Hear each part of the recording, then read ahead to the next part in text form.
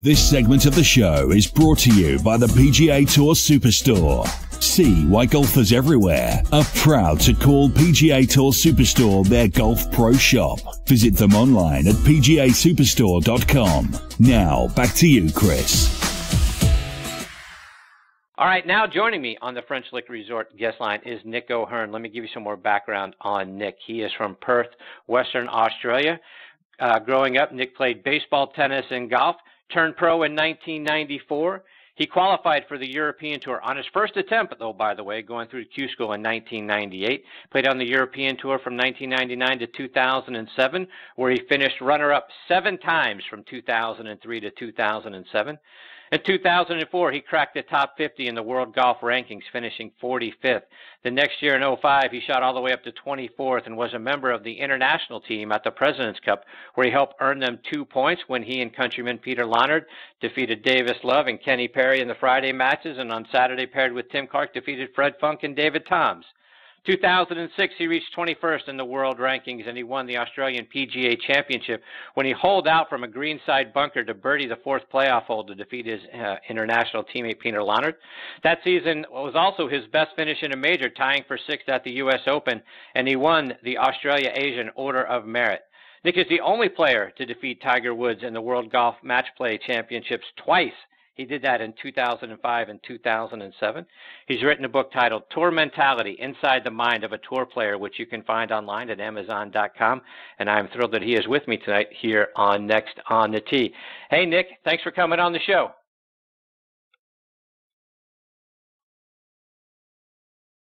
There we go. We had a little trouble with your mic. Hey, Nick, you with us? Yeah, I'm there. Sorry, I must have been on mute. No, thanks for having me. Well, we appreciate your time. So, Nick, let's start by going all the way back to the beginning for you. And I read that your father was a very good golfer. Is he the one that got you started playing the game?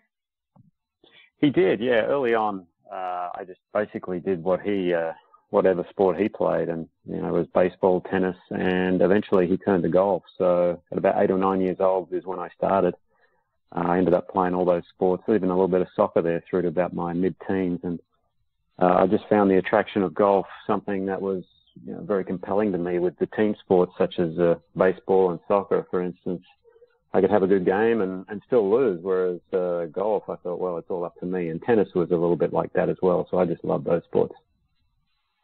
Yeah, so I was curious, when you look at the baseball, the tennis, and then the golf, what was it about? At what point did you realize of the three, you know what? Hey, I'm pretty good at this golf thing. This may be the way for me to go. Yeah, I guess it was probably when I was 15 or 16. Golf was more fascinating to me than tennis at that point, and I'd probably given up baseball by then. But mine, I guess, was an unusual story. The lowest handicap I ever got down to was a 2 when I was 16 years old, and when I turned pro, I was actually off a 4 handicap at the age of 19, which is not, world beating these days, that's for sure. So I did an apprenticeship down in Australia to become a club professional, work in a shop, repair clubs, do some teaching. And then it really wasn't until, I guess I finished that when I was 22. And when I was about 23, 24 years old, I was struggling playing pro-am circuits in Australia, trying to play the game, but I was really just working in a shop and wasn't going very far. And my wife and I, we got married pretty young, and we basically gave ourselves a 3-year plan to see if I could do any good in this game. And the first things that I needed to do was find a good swing coach, and then a mental coach, and also get my fitness levels up and things like that. And I think since I gave myself a time period of that 3 years, it really crystallized everything for me. And I set some goals that I wanted to achieve within those 3 years. And as it turned out, I probably achieved them in the first year, and then I was off and running. And Nick, I want to jump ahead a little bit to your time going through Qschool for the European Tour. And for most people, it takes several attempts to make it through Qschool. If you're fortunate enough to get through it at all, you got through it on your first attempt, which is a huge accomplishment. How were you able to be so successful first time around? Well, I had quite a bit of experience playing, in Australia by that point. The year before, I'd actually head to the US and played a lot of mini tour events.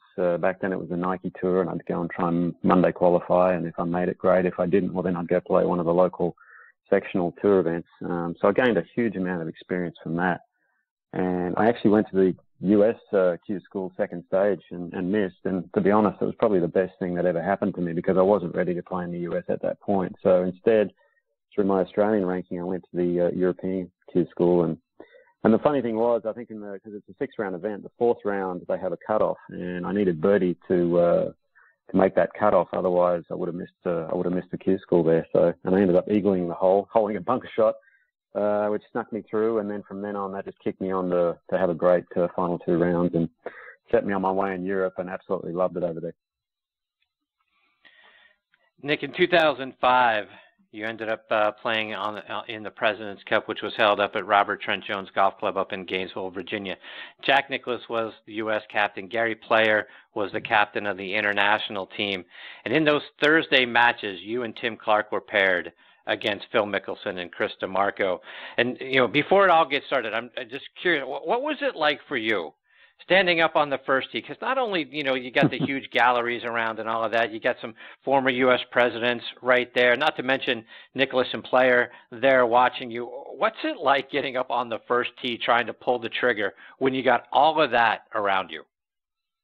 Yeah, it's quite the experience. I remember, I've only really ever lost control of my bodily functions about 3 times while playing golf. And, one of them was through food poisoning. The next time was playing the Open Championship at St Andrews, the home of golf, which kind of speaks for itself. And then the last time was that particular tee shot, first tee shot of the President's Cup. I mean, it's like nothing else we've ever experienced. And the funny thing was, Tim Clark and I, on the driving range, we were going through the course thinking, well, okay, who wants to hit this tee shot? Who wants to hit that? Because of the alternate format. And we came to the conclusion that I'd take the odds and he'd take the evens. And as I'm walking to the first tee, it kind of dawned on me that, hang on, I've got to take that first tee shot, which wasn't all that out of the ordinary. I walk onto the tee, there's thousands of people there. As you mentioned, there's a couple of presidents in Bill Clinton and George Bush Sr., Gary Player, my captain, and then Jack Nicklaus, who was an idol of mine growing up. And I just sort of stood there thinking, what the heck am I doing here? This is not good. So my legs started shaking, but fortunately, that's when you got to rely on all your routines and the processes of all the practice you've done. And I was able to just sort of get my mind right in the present, picture a shot and let it go, and we were away. And we had a great match against DeMarco and Nicholson. Unfortunately, it came down to the last hole and we lost 1 down, but I'll just never, ever forget that moment.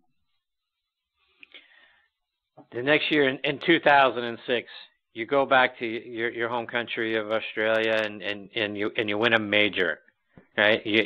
And it's not just that you won the major, which is outstanding, but it's in the way in which you won the major. You had a 3-footer to win it on 18 that didn't go down, but you turn around and you hole a bunker shot for birdie to win it on the 4th playoff hole.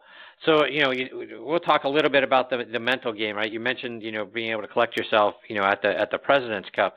But here you go, you have the disappointment on 18. You collect yourself, you get back, and you win it in a playoff. How did you get your mind right? How did you, kind of get back and move on and say, all right, I'm going to put that in the past. Now I got to focus on winning this in the playoff? Yeah, it was probably that day was probably, had the worst moment in my career and also the best moment in my career. The missed 3-footer on the 72nd hole to win the tournament was just something that you want to go dig a hole and bury yourself in. It was a horrible experience at the time. And admittedly, I got ahead of myself. I was thinking about the victory speech rather than trying to hold the putt. But I had a great caddy on my bag, Wilbur, at that point. And in the scorer's hut afterwards, we had a good conversation. He just said, mate, what's done is done.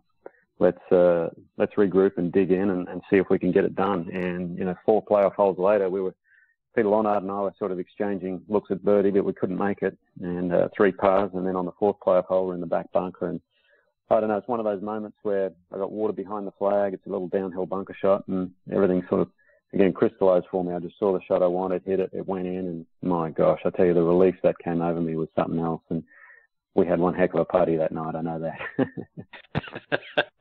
But you did. So you win the Order of Merit that year for the Australia-Asia Tour. What's it like reaching the pinnacle of your sport on the tour in your home country? It's something really cool. I mean, I'd always dreamt of winning my home country or home tour's Order of Merit, and I'd come so close. I'd been 2nd, 3rd, 4th, 5th numerous times. And as it turned out, that whole bunker shot, I had to win that tournament to win the Order of Merit. So I kind of knew what was at stake. And when they presented me with both trophies on that 72nd green afterwards, it was something really cool because, not many people can put their names on that Order of Merit trophy. It's obviously like winning the money list over here in the US or on the European tour. So that'll forever go down in my memory banks. And Nick, like I mentioned in your intro, you beat Tiger Woods twice in the World Golf Match Play events in 2005 and again in 2007. I saw an interview that you did talking about the key to beating Tiger Woods. Do you mind sharing that story? Yeah, sure. Well, first and foremost, you just got to finish one stroke better than him. But no, I guess my caddy and I had a plan beforehand. I'd never played it with Tiger at that point, and we basically knew that he'd only ever won his majors, all the majors that he's won, I guess 14 of them or so, when he's either led or been tied for the lead going into the final round. So he's never won coming from behind. So our theory was to get ahead of him early and then just stay in front. If I get behind, I'm kind of toast. So, easier said than done, obviously. And that first morning I played with him, there was, a lot of people there, and he hit this tee shot off on the first at La Costa in San Diego, and the thing just came out like a cannon, and I was just aghast at how impressive that tee shot was. So one thing I did make sure of was never to watch him hit another tee shot all day, because I didn't want to become consumed by how good he hit it. I kind of looked away. But on that first putting green, I ended up having about an 8-foot putt for par, and my caddy's behind me while we're reading the putt, and he sort of whispers in my ear, "Mate, this is for the match right here." So it was a big statement to make by him, but it helped me focus and really put everything into that putt, and I knocked it in dead center. Ended up birding the next 2 holes to go 2 up after 3, and I guess the rest is history that day. I played really well, and ended up winning 3 and 1, and then we had the same sort of same strategy the second time in 2007 when I came up against him. I actually beat Rory Sabatini in the round before, and I knew Rory was chomping at the bit to get to him, so I was pretty pleased to get past Rory there and play Tiger again. And as it turned out, he got off to a bad start. He wasn't playing very well, and I was just winning holes with pars. I think I was 4 up through 7 just by playing level par golf, which was great. And then he hit a shot on like the 8th or the 9th hole where he had that famous, little club twirl after he hit it. And I thought, oh no, here he comes. He swings back on. So he ended up making a bunch of birdies, and we were square after 16 holes. And it was like trying to hold back the tide. And then I birdied 17 to go 1 up, and then he birdied 18 to send it into extra holes. He had a chance on 19, but missed the putt. And then I got it done on the 20th. So, I beat him twice, which was fantastic. And as it turned out, he never led over those two matches. So that's something pretty cool that maybe one day I can tell the grandkids about. Yeah, no doubt. And I'm sure you had an opportunity to play with him. I'm not sure. I'm guessing you had an opportunity to play with him subsequently in other tournaments. Did that ever come into play? Did he ever say anything to you about, the fact that you were able to take him down twice? No, that never came up. No, I only ever played with him in actual stroke play event in China at the HSBC tournament. We were in the last group, as it turned out, on the Sunday, and with David Howell. But he was always very cordial, would have a chat every now and then. But as far as the match play goes, no, I don't think he ever wanted to talk about that. So, and I wasn't never going to bring it up anyway, just in case we played a third time and he might do a Stephen Ames on me and go 9 and 8 or something. Yeah. So, Nick, when the tour banned the long putter, which you used to use, you not only switched putters, and for those who don't know, Nick is a lefty, you switched to putting right-handed. So you were playing left-handed but putting right-handed. Why? Yeah, well, it came about, I guess, at a time when I was retiring, more or less. I retired a few years ago from playing, but the anchoring ban, I never liked the unanchoring. I just couldn't hold the putter there and sort of putt. So I tried the shorter version, and it never really suited me either. And as it turned out, I went right-handed by chance because I'm actually a right-handed person when it comes to throwing a ball or playing tennis or writing, for instance, but everything I do 2 hands is left, like hitting a baseball and stuff like that, or playing golf. I went out for a game here at Isleworth, my home club here, and thought, well, I'd love to see what I could shoot right-handed, and went out for 9 holes, played, Played okay, wasn't too bad, but the thing that really stuck out was I putted fantastic, and I really had no thoughts about anything while I was putting. So I thought, oh, there might be something in this, and I sort of tinkered with it for a couple of months and really enjoyed it. I couldn't quite get the distance control down for the longer putts, so Ping made me up a double-sided putter, much like the older Qschool putters that you used to see. And with the longer putts, I'd hit left hand, and the shorter putts, anything within 15 feet, I'd hit right hand. And eventually, my speed got a lot better right-handed, and now I'm just a fully right-handed putting machine. And I wish I'd have done it years ago because I love it. Nick, I want to talk about your book, and again, it's titled Tour Mentality, Inside the Mind of a Tour Pro. Again, you can find it on Amazon.com. And I read that it came about just by playing with some of your friends on your home course there at Isleworth. You started teaching them how to think around the golf course versus giving them swing thoughts or playing lessons. Is that really where the idea of the book that was the genesis of the book? It was, yeah. I mean, it never started out as a book. I was playing with a couple of mates here, here at Isleworth, and John Hart, who's a good mate of mine. He's the former president now of the Atlanta Braves, and Steve Spade, another fellow member here. And Steve was really struggling with his game, and I just see all these swing thoughts going through his head. And I said, let's just simplify things. Let's just pick our target, go to a good routine, and hit it. And I think when he got rid of all the swing thoughts going on in his head, he just started playing really well. And he said, you should write a book on all this stuff, the mental side. I said, yeah, well, there were plenty of good mental game books out there already. And he said, yeah, but they're written by sports psychologists. They're not written by someone that's actually played the game for a living. So the more I thought about it, it kind of made sense. And in the beginning, I sort of started writing just a few notes down, and I was going to, do 5 pages or something and give it to all my mates here and say, hey, work on these things. And after 5 pages, I sort of started adding stories, had 10 pages, 20 pages, and it just kind of went from there. And I gave it to a friend who's in the literary industry, and he loved it and said, look, if you can double the amount of words you got here, I think we've got a book on our hands. And that's kind of how it went. And, so far I've had some great reviews on it. And it just kind of simplifies things for the everyday golfer as well as the pro. I mean, I'm getting some great reviews from high handicappers to actual touring professionals. So right across the board, I think it's really kind of gelled with everyone.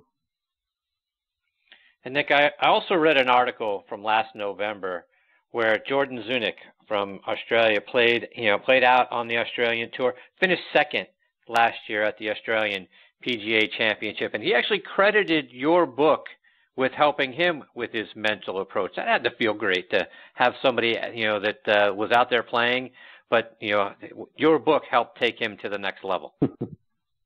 Yeah, that's always pretty cool. Jordan's a heck of a player. So much talent. And I'm still working with him a bit now, just trying to help him along. But his girlfriend, who caddied for him, actually reached out to me a few months before as it turned out, the PGA.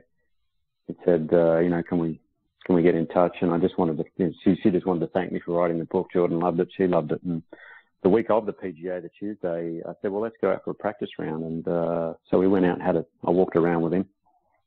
And he just put on an absolute clinic from tee to green, but his sort of his self-talk and the way he spoke about his own game was pretty awful, to be honest. So I just kind of helped him out with a few things just to ease up on himself a bit, and then showed him a couple of shots that might work that week. And then, as it turns out, he's leading the tournament after 3 rounds. So he had a great week. He ended up being beaten in a playoff by Cameron Smith, who's a heck of a young player. So that's hopefully will kickstart his career. And I've started doing a bit more of that, just sort of mentoring younger players, just trying to get them on track as to how to get the most out of their game, basically, and maximize their talent, because there are so many talented kids out here now, which is unbelievable. But I guess what I do find with it sometimes is they're a little one-dimensional. They don't have a lot of variety to their games, and I think I can add those extra layers that can really help them take it to the next level. Yeah, so expand on that. Talk about what you're doing now, all the things you're doing mentoring young players. Yeah, so with the book, I've emailed some college coaches and things like that saying, are they interested in the book, first of all, for their roster? Because I think the book can really help a lot of college players out there. And then I've also done a couple of one-day workshops where I traveled to the college and basically worked with the team for a day. And then from that, I've also been contacted by a few younger players or pros and amateurs alike who just want help with their game. So, you know, I sort of take on a mentoring role and show them a lot of things that I learned over my career, you know, based around how to practice properly. That's a huge part of it, I think. You know, how to develop a mental routine, and then a lot of things of course strategy and really how to score out on the golf course, because most of these guys and girls for that matter, they swing it great, but, you know, but they just don't know how to, I think, post the lowest number out on the golf course. And that's what I was always really good at during my career. My swing wasn't, you know, the prettiest out there, but I maximized everything I had, and I was able to, you know, sort of get the most out of my game. And I'm just trying to transfer that onto these players now. So, Nick, you know, will we see you out? You talk about being retired or semi-retired. Will we see you out on the Champions Tour in a few years? Possibly, yeah. I mean, I still keep my hand in the tournament golf down in Australia. I go down and play the Australian Open and PGA. I actually went down to Perth last week to play that World Super 6 because it was in my hometown, and do some things revolved around my book there. I just got back, so jet lag's a bit of an issue at the moment. But in a few years, I'll be 50, and yeah, I'll have to give that qualifying school a go. I mean, hopefully I can get through that one on the first attempt as well, because I hear that's a tough one. But by then, my kids will almost be finished school, and I think it would be great to get back out there and play a little. So, Nick, let our listeners know, how can they stay up to date with all the great things you're doing, whether it's online or over social media?